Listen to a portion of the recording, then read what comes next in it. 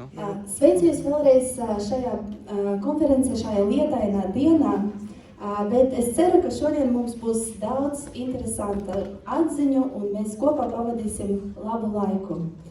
I'm happy to see you all at this conference, and I hope that on this rainy day we are going to have a lot of great insights in this room and also in the workshops. Mani sauc Veronika Skripachova, un es pārstāvu Rīgas Nordplus Gimnāzijas vadības komandu, un esmu arī CLIL mācību centra skolotāja. My name is Veronika Skripachova, and I represent the leadership team of Rīgas Nordplus Grammar School, and I'm also CLIL Education Center educator. Šī konference ir tāpusi pateicoties ilgstošai sadarbībai gan starp vietējiem pedagogiem, gan arī ar ārzemju pedagogiem. The conference is the result of long-term educators' cooperation, both locally and internationally. And of course, with the great support of Rīgas Nordplus Grammar School and Nordplus financial support.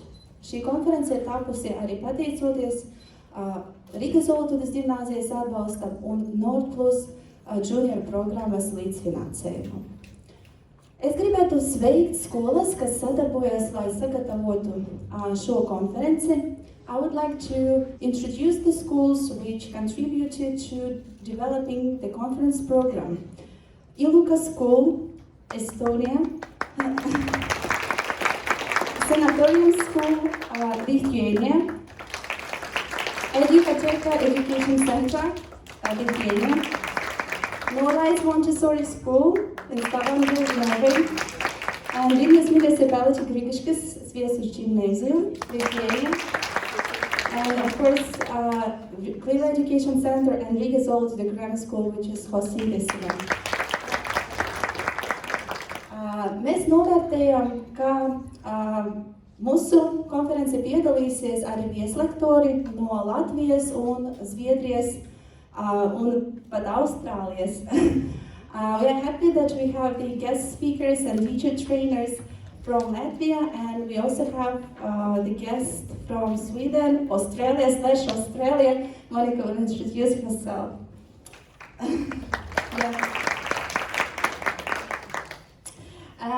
Mēs visi uzskatām, ka mācīšana un mācīšanās balstās optimismā.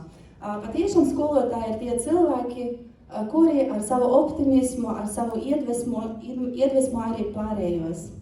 We all believe that education is a great act of optimism, and in the face of challenge and often misbehavior or any students' needs or community expectations, we keep teaching and inspiring people. Paldies visiem skolotājiem, kas nolēma piedalīties šodien. Mēs esam priecīgi, ka mūsu pasākumu atbalstīja skolotāji no 16 skolām un arī no ārzemju skolām un valsts izglītības attīstības departamenta un Rīgas domas izglītības, kultūras un sporta departamenta. We are happy that our event is supported by the teachers from 16 different schools in Latvia, and also the schools from abroad, and also the State Agency for Development of Education and Riga Department of Education. Mēs ceram, ka šī diena jums patiks, un mēs ceram, ka būs vismaz viena atziņa, kuru jūs paņemsiet līdzi un izmantosiet savās stundās. We hope that you enjoy this event, and there will be at least one takeaway that you take with you and apply in your lessons. So I wish you to have a great day. Novēlu jums jauku dienu.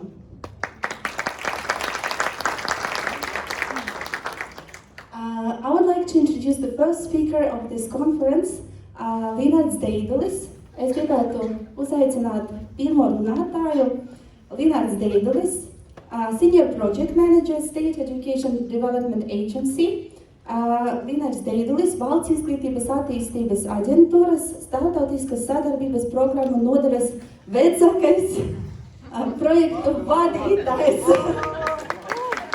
Jā, ļoti konferences ļoti cienījami augstu godātie konferences dalībnieki. Paldies par iespēju būt šeit, paldies par uzaicinājumu. Jā, es tik tiešām esmu, kā man tur nosauca, ja? Tātad, bet gluži vienkārši, lai man ļautu stādīties jums priekšā, es esmu Linards un pārstāvu Nordplus programmu. Nordplus programmu Latvijā, tātad koordinē Valsts sabiedrības attīstības aģentūra. Un paldies par iespēju šīs konferences sākumā, kurai ir savu darba kārtību un būtiski jautājumi, kurus jūs plānojat apspriest, pievērst uzmanību dažiem jautājumiem, kas saistīti ar Nordplus programmas tālāko attīstību kopumā un arī Latvijā. 2023. gadā sākās Nordplus programmas nākamais darba periods. Un līdz ar to arī tāpat kā katru gadu, šī gada, nākamā gada jau, tātad 1. februārī, būs Nordplus projektu iesniegšanas termiņš. Mūsu aicinājums un priekšlikums visiem tiem, kuri vēl līdz šim to skolu pārstāvjiem, kas piedalās šajā konferencē, un varbūt paši nav iesaistījušies Nordplus projektu sagatavošanā, īstenošanā kā koordinātori vai partneri, pārdomāt šīs iespējas. Un konferences materiālos, kas jums tiks nosūtīti, ir pievienota arī mana prezentācija par programmu kopumā. Jā, varētu atzīmēt arī to, ka arī ar jautājumu formālo pusi viss ir kārtībā, jo 4. oktobrī Latvijas Republikas ministru kabinets pieņēma oficiālu lēmumu par to, ka Latvijas valsts piedalās tātad nākamajā Nordplus programmas periodā, jo tas ir saistīts arī ar finansējumu no Latvijas budžeta puses programmai. Nekavējot jūsu laiku un ļaujot pāriet pie konferences saturiskajiem jautājumiem, atļaujiet vērst jūsu uzmanību atkal uz šo materiālu, kas būs pievienots jūsu konferences materiāliem šo prezentāciju, jo tur ir arī gan Valsts izglītības attīstības aģentūras mājaslapas adrese ar sadaļu par Nordplus programmu, gan arī mana kontakta informācija. Līdz ar to, ja rodās kādas idejas vai ieceres par projektiem, kurus varētu gatavot vai iesniegt, lūdzu rakstīt, zvanīt, rakstīt WhatsAppā, kā tas viss tur arī ir norādīts. Paldies par uzmanību un vēlu sekmīgu šodienas konferences darbu. Paldies, Veronika!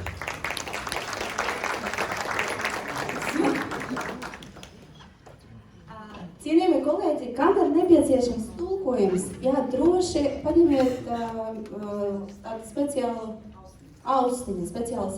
If you need a microphone, please take the headset, so that you can hear the translation. We have simultaneous interpreting today, so you can use it. Okay, so thank you, Linard, and let's start with our content. And I would like to invite on this stage this school's deputy principal, Tatjana Lukjanova.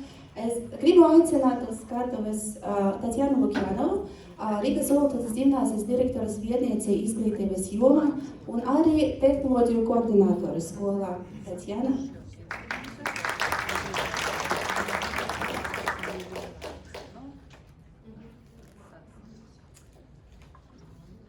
Labdien, cienījami pedagogi, mani kolēģi un mūsu skolas viesi. Kā jau Veronika pateica, mani sauc Tatjana, esmu direktoras vietniece un arī IT mentors tehnoloģiju izmantošana mācību procesa, kā arī matemātikas un datorikas skolotāja. Prieks šodien jūs uzņemt mūsu skolā, un šī ir pirmā tik liela mēroga skolotāja konference šajās jaunajās telpās. Šodienas manas uzstāšanas mērķis ir dalīties pieredzē par digitāliem risinājumiem, ko izmanto mūsu pedagogi mācību procesa, lai aktīvi iesaistītu tā skolēnus un veicinātu viņu pašvadītu mācīšanos. Sākumā, protams, gribu mazliet pastāstīt par mūsu skolu, kā jūs redzat šajā slaidā, te mums ir viena bilde vecas ēkas galvenā ieeja, un te jūs redzat jau jauna korpusa galveno ieeju. Un tad varam pateikt, ka mūsu skola šajā mācību gadā atver savas durvis jau 37. gadu. Ja, un skolā mācās apmēram vairāk nekā 1400 skolēnu un strādā 117 pedagogi. Šodien no rīta noskaidroju to precīzu skaitu pie sekretāres, jo bija paši interesanti. Un tad 2019. Gadā notika svinīga jauna laboratorijas korpusa atklāšana ar aprīkotam fizikas, ķīmijas, bioloģijas un datorikas telpām. Un tas deva jaunas iespējas gan pedagogiem sava darba, gan skolēniem mācīties ar interesi, sevišķi izceļot zināšanas praktisko pielietojumu. Nu, un kā jūs redzat slaidā, ir uzrakstīts skolas vīzija, ir mūsdienīga, konkurentspējīga, tradīcijām bagāta skolā, kura skolēniem mācību rezultāts ir lietpratība un ir radīta vide individuāla spēju attīstībai. Un kā vienmēr, skolas darbības sākas ar plānošanu. Te jūs redzat, ka plānošana iekļaujas gan ierīces tehniskas nodrošinājums, gan digitālas platformas un arī skolotāju un pedagogu apmācība. Un pašlaik varam lepoties ar to, ka mūsu kabineti ir aprīkoti ar interaktīvām tafelēm, ar televizoriem, ekrāniem, projektoriem un jaunajā korpusa visas telpas mums ir interaktīvie paneļi. Šodien jūs arī, kad strādāsiet darbnīcas, jūs redzēsiet. Ja? Un tad arī vecāji, kā mēs saucam, vecāja korpusā, mums arī parādās tādi interaktīvi paneļi. Ja, un katru gadu šis skaits mums palielinās, jo skolotāji izbaudot, cik forši strādāt, ka arī ir iespēja sagatavot nepieciešamu materiālu, lai skolēniem arī būtu ērtāk strādāt. Un, protams, ar jaunu korpusu mēs ieguvām vairāku ierīču, instrumentu skaitu. Liels paldies manim kolēģi, kas palīdzēja man sagatavot šo prezentāciju, jo tiešām šis skaits bija tik milzīgs, es paņēmu tikai dažas bildes, jo viņi pat man filmu uzfilmēja, lai parādītu to visu laboratorijas korpusu un palikt telpu aprīkojumu, ja ka katra skāpja ir tik daudz ko, un viņi tiešām izmanto savas stundas, jo, kad es paprasīju nosūtīt man bildes, kā notika stundas laboratorijas darbs, uzreiz man prezentācija bija pilna ar slaidiem, ar bildēm, ja, ka man nebija uztraukumu, ka man vajadzētu vēl kaut ko iet filmēt. Ja. Un, protams, kad mums sākas attālinātas mācības, tad skolotājiem bija jāpadomā, kā tagad to visu praktisku laboratorijas darbu organizēt skolēniem attālināti. Ja? Un tad mūsu pedagogi saka meklēt dažādus risinājumus, un es domāju, ka visi Latvijas pedagogi jau zina to uzdevumu LV platformu, no kura mēs visi sākam vadīt stundas, kad parādās digitālās tehnoloģijas. Ja? Un attālinātas mācību laika, ja mēs sapratām, ka ar vienu rīku nepietiek, jo skolēniem jau apnika un vienu to pašu taisa katra stunda, tad sākam meklēt kaut ko vēl interesantāku, lai iesaistītu skolēnus mācību procesā. Un te jūs redzat, ka šis skaits vairāk kārt palielinājās. Un, protams, šeit nav visas tas platformas, kura izmanto mūsu pedagogi, ja, lai organizētu un aktīvi iesaistītu skolēnu mācības, nevis tikai vadīt un rādīt prezentāciju. Šis skaits ir krietni lielāks, ja, un tieši pievēršot uzmanību, kā rīkojas mūsu fizikas, bioloģijas, geogrāfijas pedagogi, jo viņiem bija visgrūtāk, un es pati vēroju laboratorijas darbu attālināti, kad skolotāji vadīja, organizēja, un es pamēju, ka tiešām viņi daudz darbu ieguldīja tā platformu meklēšana, ja, sistematizēšana, tieši kas atbilst viņa stundam, ja, un te jūs redzat, ka ir simulācijas, animācijas platforma, ja, ka ir arī tāda veida fizikai paredzēti dažādi tur gravitācija, mehānika un tā tālāk. Es mēģināju to iztulkot no angļu valodas, cik te daudz, un arī pati paspēlējusi vakar, paskatījus, cik interesanti tiešām te izpildīt kaut kādu pētniecisku darbību. Ja, arī šeit ir fizmīgs saite. Un robotikai arī skolotāji te pievienoja tādu platformu, domāju, ka daži arī pedagogi, kuri strādā ar robotiku, zina tādu Tinkercad platformu, kur var arī modelēt elektrisko ceļu. Un te ir arī bioloģijas, dažādi demonstrējumi, digitālie modeļi. Es domāju, ka būs interese paskatīties, iedziļināties, kas tiešām tur ir. Ja, jūs pēc konferences varēsiet arī Veronika nosūties prezentāciju un paskatīt, ja, ka tiešām ir ļoti interesanti dažādas virtuālas laboratorijas, animācijas uzdevumi un dažādi citi atbalsta materiāli. Arī matemātika ir baigi daudz. Es tā pamanīju, ka vairāk kārt ir angļu valoda veidotas platformas, ja, GeoGebra, kurā arī ļoti aktīvi izmanto mūsu skolotāji Mazigon. Ja, un te jūs redzat arī ir tāds piemērs, kā strādāt ar vektoriem matemātika. Ja. Arī geogrāfija izmanto, tie ir sagatavoti latviešu valoda materiāli par pētījumu informāciju iegūšanu un izmantojot tādu geogrāfijas informācijas sistēmu. Un tie arī ir vēl viens projekta piemērs demografiskie un migrācijas procesi. Un arī, protams, angļu valoda. Angļu valoda ir ļoti daudz dažādu materiālu internetā un skolotājiem arī pat reiz grūti izvēlēties, kuru labāk paņemt konkrētai tēmai. Ja, un te jūs redzat, ka skolotāji man arī nofotografēja no ekrāna, ko viņi izmanto aktīvi stundas. Ja, un arī, lai attīstītu gramatiku. Un, tad jūs redzat, ka tādu platformu izmanto skolotāji ļoti daudz. Un kā to visu, protams, bija tāds jautājums, kā to visu mēs varētu apkopot viena vieta, lai būtu vieglāk, ja, arī atcerēties, kas man bija tur iepriekš, ja, arī iesaistīt citu pedagogu to informāciju apkopošanu. Un tad, tā bija izaicinājums mūsu visai valstī, ja, ko darīt, kā atbalstīt pedagogus, īpaši attālinātas mācību laikā. Un mūsu skola piedalījās projekta Skola 2030 e-vides aprobācijā. Ja? Tad mēs apguvam arī jauno platformu Skolo LV, kura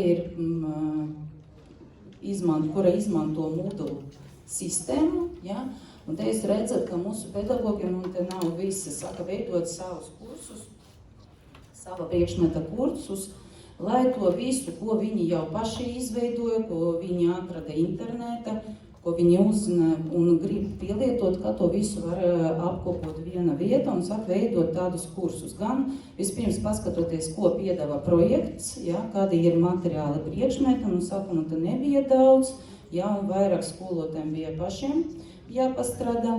Un te jūs redzat, ka sākumā skolotājs pārdomā un ievieto informāciju, kas skolēniem jāapgūst šajā tēmā, tātad zināšana, jēdzieni, ko skolēns prātīs.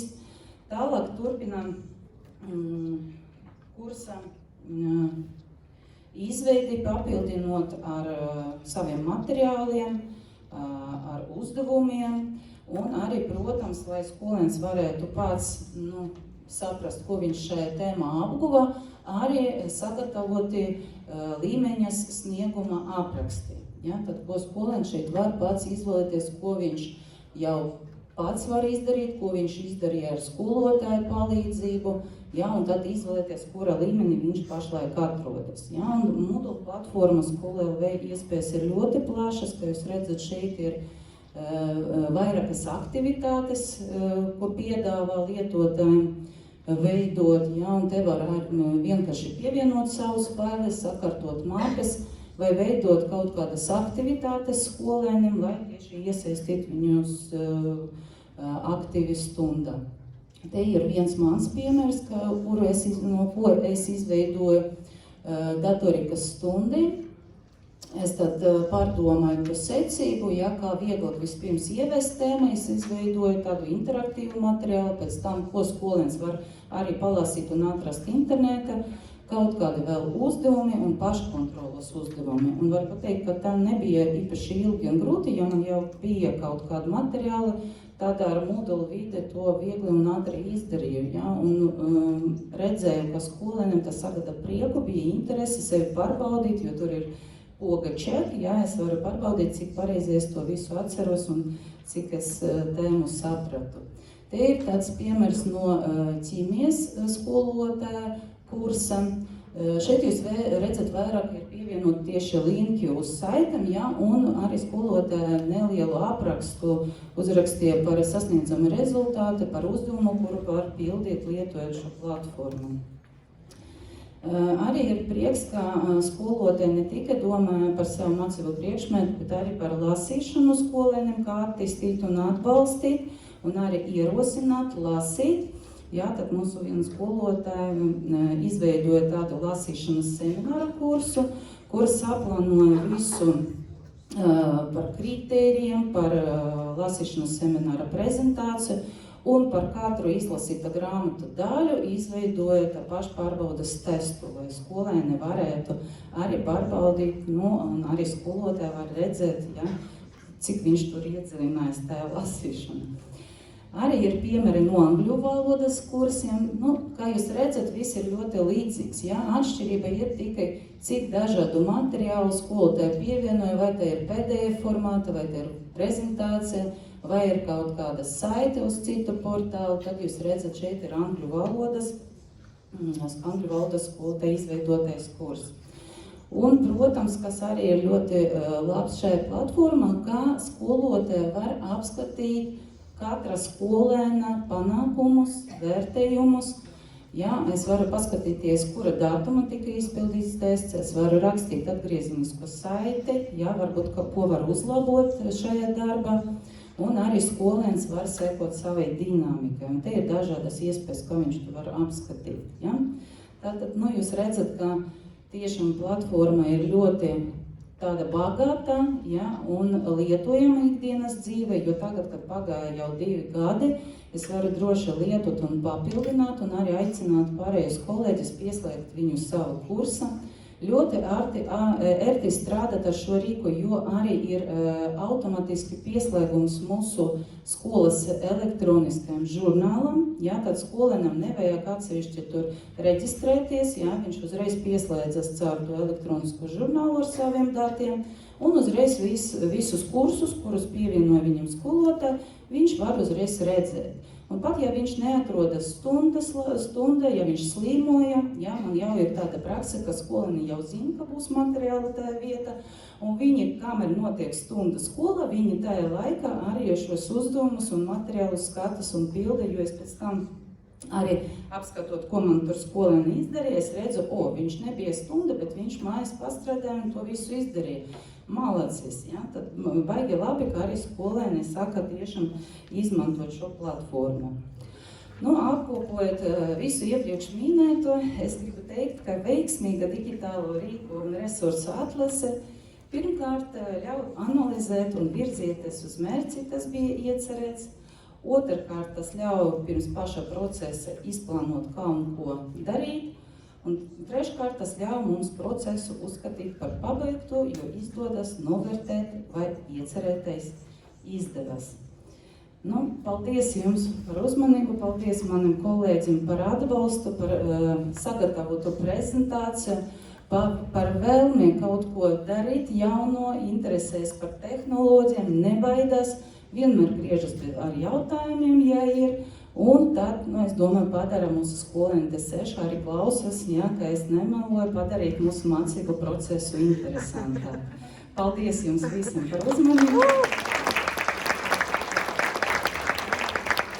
Paldies, Tatjana! Un Tatjana ir arī galvenais mūsu skolas tehnoloģiju lietošanas iedvesmotājs un cilvēks, kas vada gandrīz vai visas apmācības tehnoloģiju jomā. Paldies, Tatjana! Tas ir tev? Iedod man ar makaru! Okay, I would like to invite on the stage the next speaker of the conference. Es gribētu aicināt uz skatuves nākamo runātāju, mūsu viesi. I would like to welcome our guest, Monika Leonaite. Monika comes from Sweden/Australia, Zviedrija, Australia. Monika, the floor is yours. Thank you so much. We're just going to set the presentation on as well, so we have some nice background. Hello everyone, and thank you for reminding me.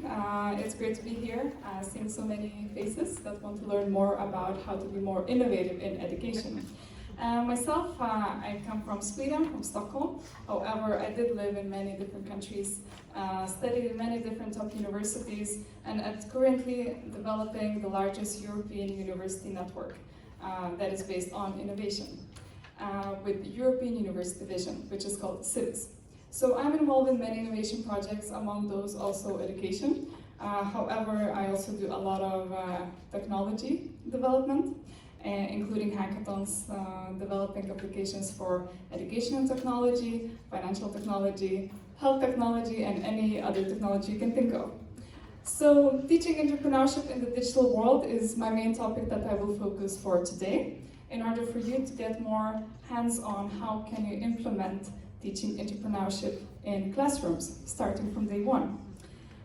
So it's important to mention about OpenHack. And OpenHack 2020 Australia is a business that I started when I was based in Australia, exactly 1 month before pandemic hit the ground. And guess what? It was the best time to launch a digital business, because digital became the only means to do anything. And you need to keep in mind that today you're teaching people that can do everything online. They don't need to be anywhere particularly physically in the world. They can do it from anywhere as long as they have internet connection. And sometimes even if you're in the mountains but you manage to get 5G connection, for example, you can still do it anywhere you go. And that's the beauty of being anywhere and doing what you really are passionate about, because these days people don't work anymore for money. These days people want to work for purpose, and purpose-driven people. These are the people we're working with today. So here you can see some articles that we were featured as OpenHack in different organizations, for example, innovation networks and universities. For example, women in innovation, because something that we also focus a lot is to include more females. Females in building businesses, females in technology, females that could program. And not only females, because of course it's all about teamwork, but females are the ones that are not really found that often these days in these industries. Therefore, we need more females that would support females to start off with. And of course, more men that would understand the essence why teamwork is the dream work. Then when it comes to hackathons, I will tell you a little bit more what a hackathon is later on, because that's also part of the research we're doing. So we're doing many different things, but to start off with for today, we will be focusing on 3 key pillars. First of all, leadership. Each of you in your classrooms are leaders. Now I'm talking about teachers. You're an official leader. Your role is to be a leader. However, I've seen too many times when teachers are not natural leaders in the classrooms. So students don't recognize them as leaders. And that's something very important to understand, is that if you want to become a leader, you need to focus on team building, so that classroom feels like a team, and not like one-on-one, getting tests done, getting grades done, and so on. So leadership is really important, because anywhere you go these days, successful people, they're good in leadership. They're good in leadership, that's the key essence. That's what you can help kids develop every day in schools and after school activities. And if you think how much time people spend in school, they spend a lot of their lifetimes in school that forms the way they understand leaders. What is a good leader? What is a good leadership style? You should ask yourself each day, and also before you start the class, maybe you should try different leadership styles yourself and see how the class reacts. That's quite interesting, and I know that philosophy teachers, they love these experiments, but I think any teachers should try doing these experiments and seeing how the classroom will react. As a team, as a single beings, or if you will indicate something that works more properly in your classrooms to get the results that you want to see. Next thing is entrepreneurship. So entrepreneurship is not only for people that starts businesses. Entrepreneurship is also for people that are within organizations, people that actually do partnerships between organizations, people that actually meet different teams to understand how to work better, how to share resources, human resources, financial resources, and any other resources available. That's why entrepreneurship and teaching that already in school is crucial, because you don't know, maybe you're having 10 next billionaires in your classroom. And you have a huge influence if they will decide to pursue such career or not. However, these days we lack a lot of teachers. And I think it's because teacher image maybe is that you work a lot, you don't get that much value out. But if you think about the current economy, everyone wants a purpose-driven job. I have so many friends that left their very highly paid developer jobs just to become teachers, just to. And they love their job every day. Every day they fall in love with their job because they love working with people. They love developing the tomorrow's entrepreneurs. And thirdly, technology and digital transformation. So, around 25 years ago, one big thing happened. World Wide Web, internet was founded.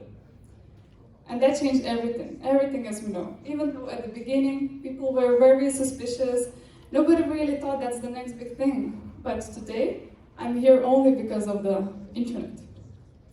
I got this invitation to attend this conference. However, turns out I actually know the person. I met the person in one of the conferences. And that's another thing we should keep in mind, that technology is not everything, it's how you use technology. Use technology to reconnect, use technology to establish new contacts, use technology to get to know more people, learn more technologies, learn more methodologies in your classroom. So I know the vibe is, World Wide Web is really wide, if you think, and that's something that these days I know that schools are trying to focus, how to focus more on identifying credible sources. And of course, being critical about what sources you use in the classroom is very crucial, but also that students recognize what is true, what is false. Everyone's talking about it a lot, and best is to give them hands-on activities, that they actually would dig themselves some information and try to validate with their peers. And then, of course, discuss together. So, with these three key pillars, three values that you should think throughout this presentation. What do you think? How many highly skilled employees will be lacking by 2030? Now I'm talking not only about Latvia, not only about Europe, the whole world. Do we have a new number? How many highly skilled employees will be lacking in 6 years? Only 5? Okay, anyone more? 5 million, I hope? Any more numbers? 85 million. 85 million people, highly skilled people, will be lacking just in a couple of years' time. And those people are still in school maybe. And the jobs they're gonna work doesn't exist today yet. Because the jobs that we do today didn't exist 5 years ago, 10 years ago. 20 years ago, I'm not even talking because that was something new. And 2030, that's the timeline we take for sustainable development goals, for the measurements that by that time, everything's supposed to be fixed. However, reality shows us vice versa, that there's even more challenges coming up. So that's when you need to focus on innovation. Now, innovation is not invention. We're not reinventing the bike. What we're doing in innovation is actually seeing what tools we already have. Like in the previous presentation, you could see there's so many tools that you can use in your classrooms. And innovation is to identify which tools actually work most efficiently, which actually gives you the result that you want to see. And that's all about innovation. So not reinventing the bike, but rather seeing what we already have and to optimizing the resources that we have. That also goes for the classrooms. So if in the classroom we have some kind of school project, and that's also for students, you don't need to come up with brand new idea. You can already see what's been done already and what didn't work maybe, so you can make it better, more efficient, to solve the challenges that you're being given. And also even writing the tests, it's really all about skills, how you write the tests, right? Sometimes you might know the whole book by heart, but you won't be capable of getting the best grade just because you don't know the format of the test, for example. So it's all about applying the knowledge that you know already. Now, here you can see one of the papers that I published about using hackathons for creation of UNESCO learning cities. Now, what is a hackathon, you might ask? How many of you know what a hackathon is? How many of you participated in a hackathon? How many of you organized one? Perfect, okay, so we have some people in the room. So before pandemic times, hackathon was very unknown. It was a mystery for majority of people. However, during the pandemic, hackathon became the main way to collaborate. So it's not only about technological capabilities. Majority of what hackathon is about collaboration and soft skills. 21st century skills, the skills that you actually practice every day in school and that you can facilitate better practice of it. And when it comes to using hackathons for creation of UNESCO learning cities, well, UNESCO Learning City is a very interesting framework that I advise each teacher in this room to take a look, because it focuses on lifelong learning and the soft skills that needs to be developed in order to reach this 85 million highly skilled people in the world in a couple of years. So UNESCO developed this framework in order to encourage lifelong learning. And now we're talking not only about students in classrooms or university students, we're also talking about people of any age, including teachers. Because as a teacher, if you don't learn every day, you cannot give better and more updated knowledge to your students. So as a teacher, it's your responsibility also to be very passionate about lifelong learning, being eager to learn something new every day. And with this research, we actually did observations, so we went to these hackathon events. Hackathon is an event during which usually you have a challenge. Usually those challenges can be something like to save the world, but more exact, let's say global warming, bushfires. We had a lot of fires, for example. So how can you create a better system that would help you predict the next fire outbreak, for example? And that was very important topic in the past couple of years, because Greece had fires, Australia was on fire, Siberia was on fire, Brazil was on fire, everyone was on fire. However, they used very different management systems, different bushfire management systems. And during these hackathon events, for example, you have this as a challenge. So who do you think solves such challenges? Is it only developers that develop applications or systems? No, you need firefighters that actually know what's happening on the ground.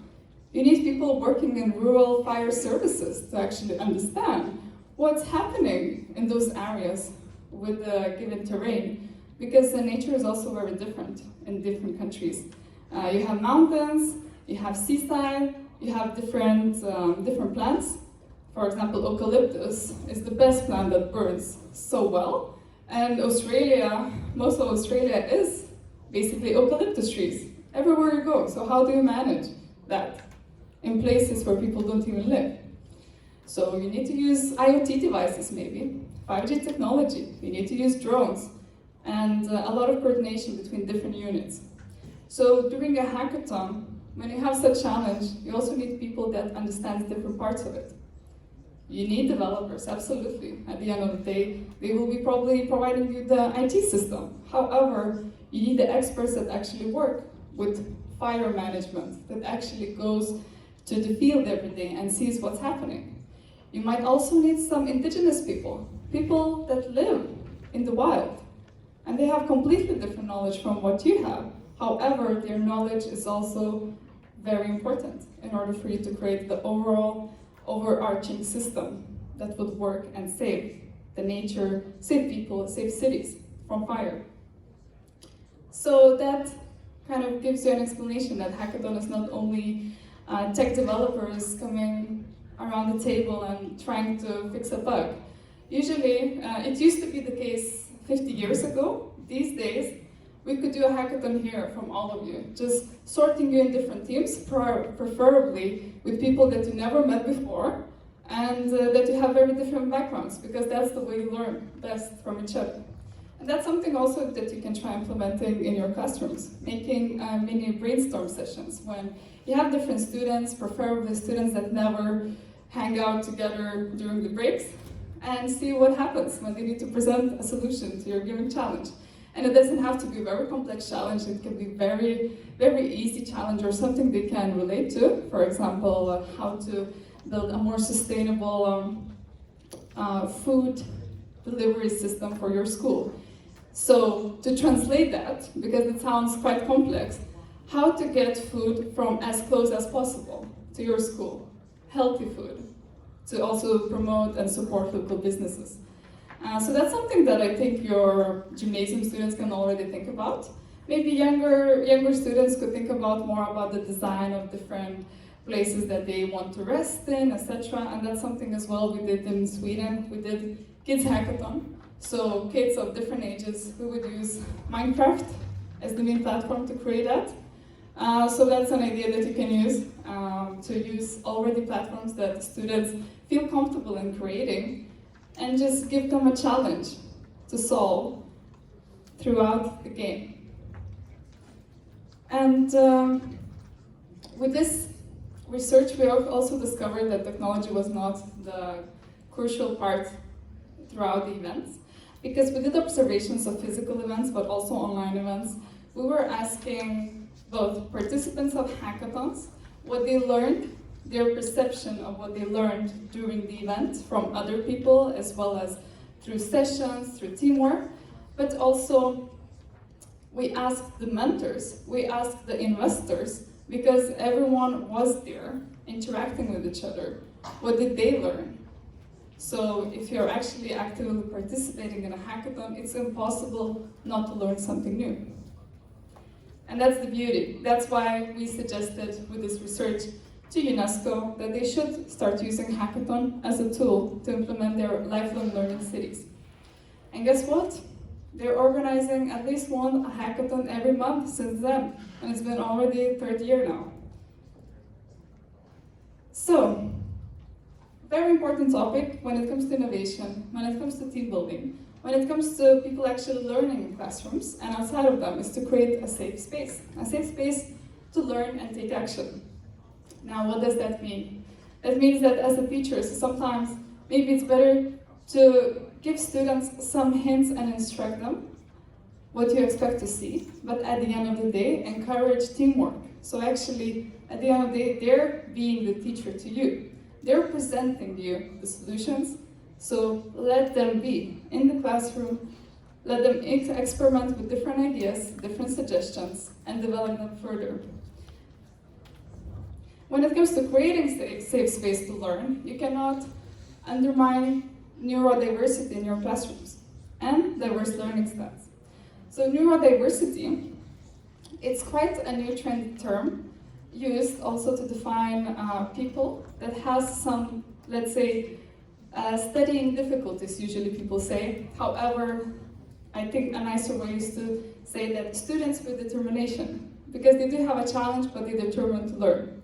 And neurodiversity is also something we talk a lot about in corporate world, because every organization has up to 20% of people that are officially identified as neurodiverse. Now, to be more precise, myself, I also worked at university with different students that would have different difficulties. Someone would define it as being dyslexic, some students would be blind, and they would be learning marketing. So we need to explain the color meaning to a person that's never seen a color. How do you do that? It's quite fascinating, and it really makes you think, because these people are very determined to learn, and sometimes they have way higher perception of other skills they have. I know quite many of my students that had this dyslexia as very entrepreneurial.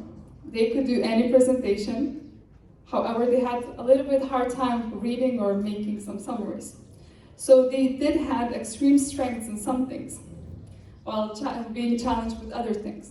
And that's why it's important with diverse learning styles, because I know neurodiversity is a very sensitive topic, very sensitive. Many families don't want to recognize that, want to ignore that, society is telling that it's a bad thing. However, at least in Sweden, we're talking about it as a superpower.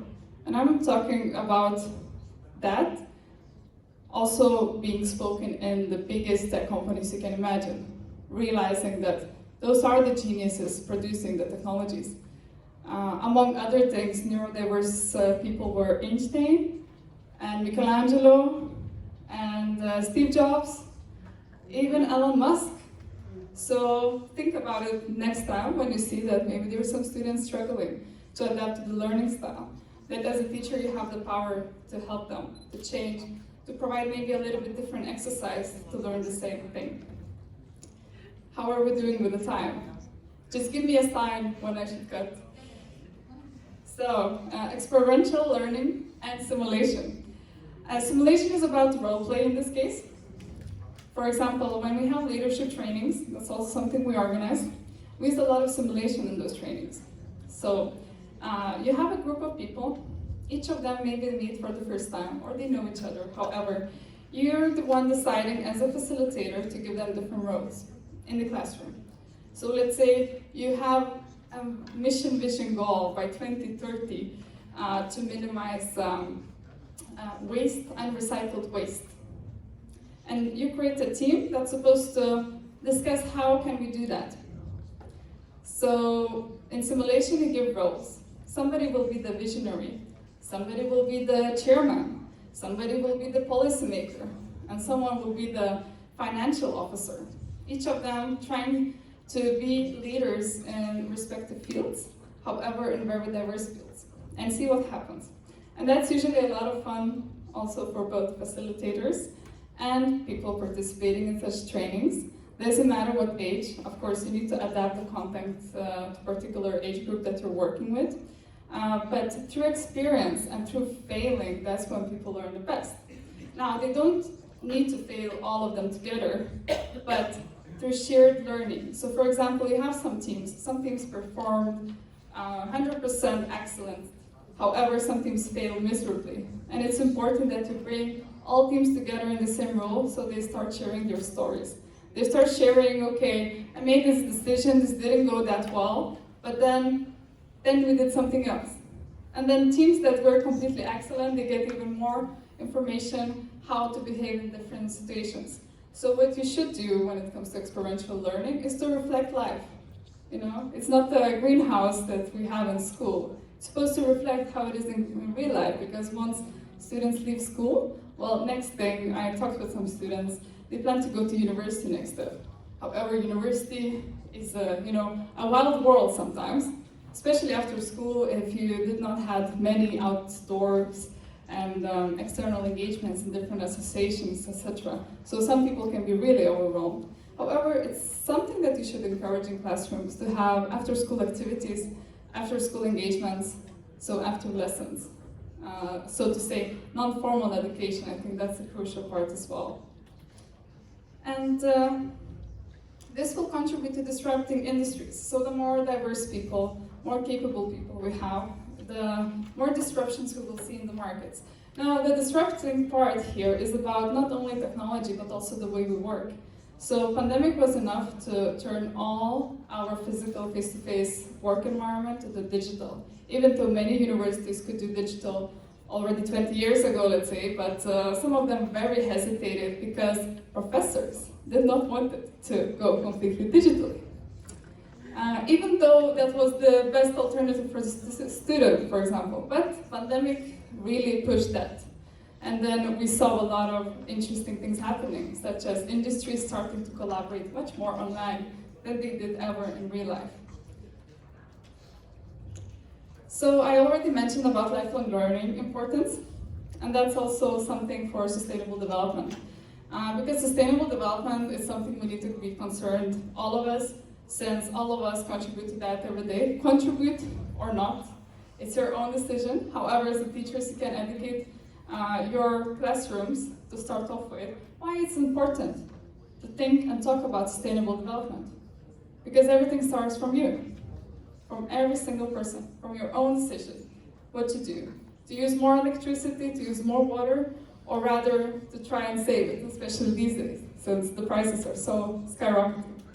So to summarize, I would like to encourage teachers to provide accountability and give ownership to their students in their classrooms, because you can also learn from students, and you might be surprised how much more, especially when it comes to digital innovation and transformation.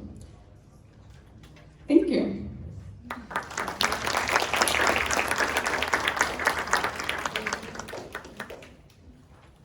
you have any questions, I can take some now or later. Thank you very much, Veronika. Thank you.